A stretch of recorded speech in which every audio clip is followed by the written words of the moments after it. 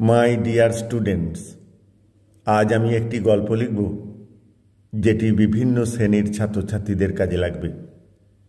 প্রশ্নটি হল, write a story with the following hints.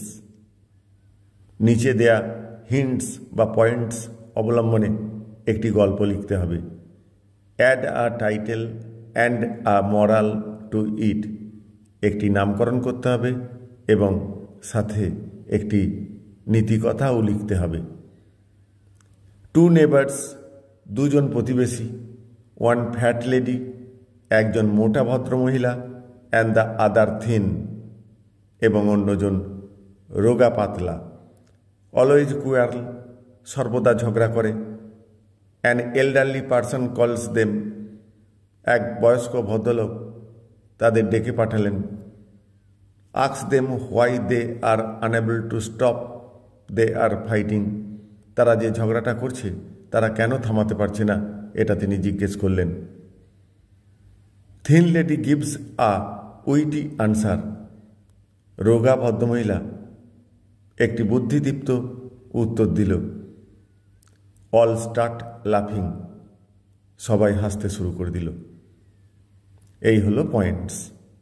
এবারে আমরা উত্তরে আসব। প্রথমে একটি নামকরণ করতে বলা হয়েছে। এখানে যে নামকরণ করা হয়েছে সেটি হলো the fat and thin neighbours, মোটা এবং পাতলা প্রতিবেশীরা। তারপর ওয়ান্স, একদা, দেয়ার লিভ টু নেবার্স, দুজন প্রতিবেশী বাস করত। ওয়ান ফ্যাট লেডি, একজন মোটা ভদ্রমহিলা। অ্যান্ড দ্য আদার থিন, এবং অন্যজন রোগা পাতলা। They were always quarreling over small matters, সামান্য ব্যাপার নিয়ে তারা সর্বদা ঝগড়া করত। Their fights became so regular, তাদের ঝগড়াটা প্রায় নিত্য নৈমিত্তিক হয়ে পড়েছিল। That people of the village got tired of them, যাতে করে গ্রামের লোকেরাও এ ব্যাপারে একেবারে ক্লান্ত হয়ে পড়েছিল।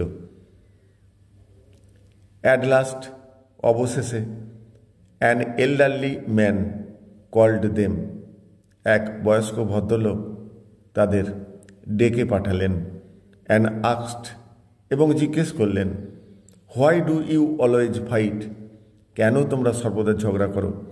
Can not you live in peace, তোমরা শান্তিতে বসবাস করতে পারো না? The thin lady gave a witty answer, সেই রোগা ভদ্রমহিলা একটি বুদ্ধিদীপ্ত উত্তর দিল। সি সেড, তিনি বললেন। আঙ্কেল, কাকা, ইফ আই স্টপ ফাইটিং, যদি আমি ঝগড়া থামিয়ে দিই, মাই ফ্যাট নেভার, আমার ওই মোটা প্রতিবেশীটি, will eat up even my silence, তাহলে খেয়ে ফেলবে আমার সব কিছু, এমনকি নীরবতা পর্যন্ত। হিয়ারিং দিস, এটা শুনে এভরিওয়ান বাস্ট ইনটু লাফটার, প্রত্যেকেই হাসিতে ফেটে পড়ে। And even the fat lady smiled, এমনকি মোটা ভদ্রমহিলাও হাসলেন, অর্থাৎ মোটা ভদ্রমহিলার মুখেও হাসি দেখা গেল। ফ্রম দ্যাট ডে, তারপর দিন থেকে, দেয়ার কোয়ারেলস অলওয়েজ স্লোলি রিডিউসড, তাদের এই ঝগড়াটা আস্তে আস্তে কমে গিয়েছিল। এই হলো গল্প। এবার আসছি নীতিকথাতে, অর্থাৎ মরালে। মরালটি হলো, a little wit can turn anger into laughter, একটি সামান্য বুদ্ধিও রাগকে হাসিতে পরিণত করতে পারে। এই হলো গল্প। প্রিয় ছাত্রছাত্রীরা, আশা করি তোমাদের উপকারে লাগবে।